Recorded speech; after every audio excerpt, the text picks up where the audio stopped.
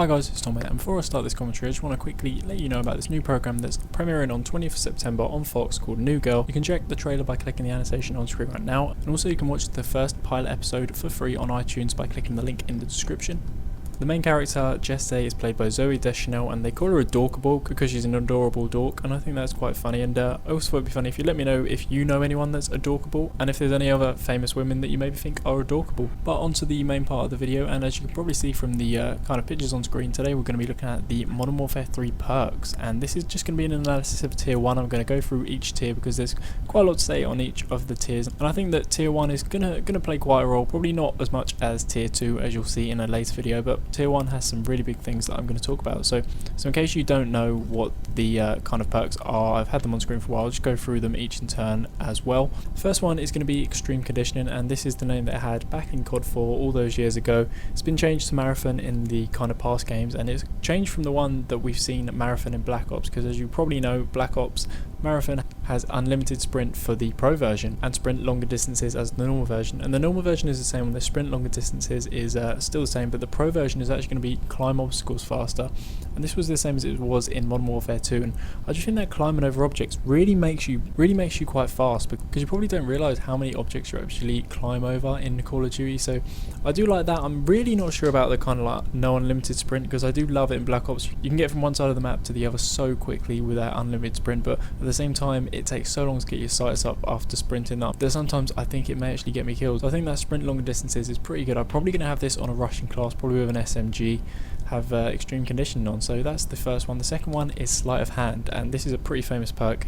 It's very widely used in Call of Duty, and the normal version is going to mean that you have faster reloading, and the pro version is going to mean that you have faster weapon swapping. And this is the same as Scout Pro in Black Ops, the ability to change your weapons faster, and I think that's pretty good. They've kind of broke up Sleight of Hand, because as you probably know, in Black Ops you have the faster reloading and you also have the faster aim down sights, and faster aim down sights is a huge advantage. It's really big, and that was kind of like a power perk in Black Ops, so maybe that's why they're kind of breaking it up. They've broke it up after a few years, trying to probably balance things out. But I think the faster weapon swapping is good. It means that, I know there was a video a long time ago about kind of having shotgun secondary in Black Ops using Scout Pro, and now you can probably have shotguns secondaries in Modern Warfare 3 if you use Sleight of Hand Pro and then just pick up a shotgun off the ground. You're really going to be able to switch between them guns pretty fast. So I think for me on the assault rifle, Sleight of Hand is a must just because of the faster reloads, especially the fact that they don't have dual mags in Modern Warfare 3. So I think Sleight of Hand is going to probably play a big part in most of my assault rifles, and I'm probably looking at these other perks in tier 1, maybe on some sniper classes as well, just getting them fast reloads off.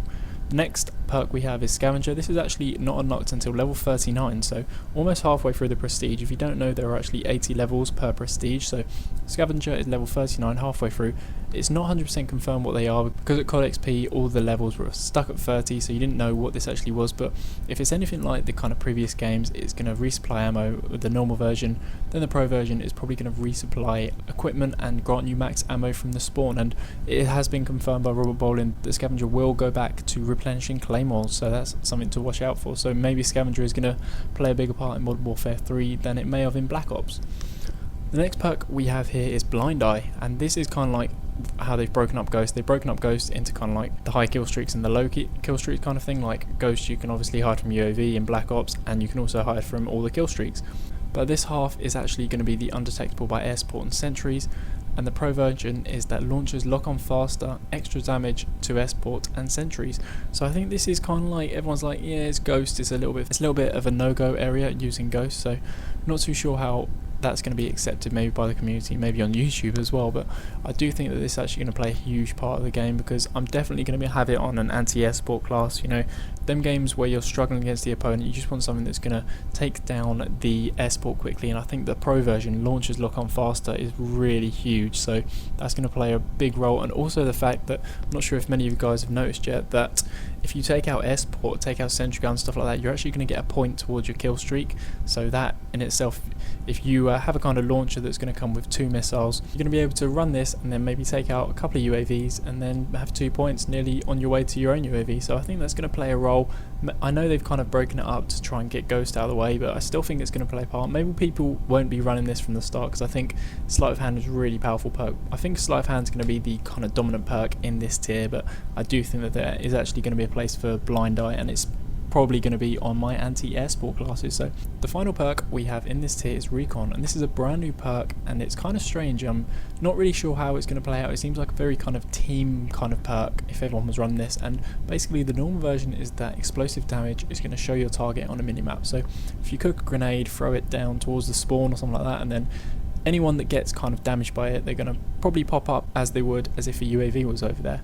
And the pro version is actually the bullet damage is going to show targets. So basically, if anyone's running this perk, if say your whole team is running this perk, then anyone on the enemy team that you shoot, you're pretty much going to know where they are. So I'm not sure how big a role it's going to play. We're probably going to have to see how it happens in the game, but I think it's probably going to be kind of like everyone in your team agrees to run Recon or something like that, because I'm not sure if you're playing on your own how big an advantage it will be. So again, it's probably one of them T perks, one of them perks that is going to encourage teamwork, which is always good in the game. So thanks for watching, guys. I hope you enjoyed this analysis. Hope you learned a thing or two. I've got lots of really good things in store for tier 2 because there's a lot to talk about in that, so look forward to that in a couple of days. Apart from that, if you guys would be able to check out yesterday's video, I did a weapon preview of the L118A, a bolt action sniper rifle. I put it up at a pretty weird time, so it didn't get that many views, so there's going to be a clickable annotation on screen right now that's going to take you to that video.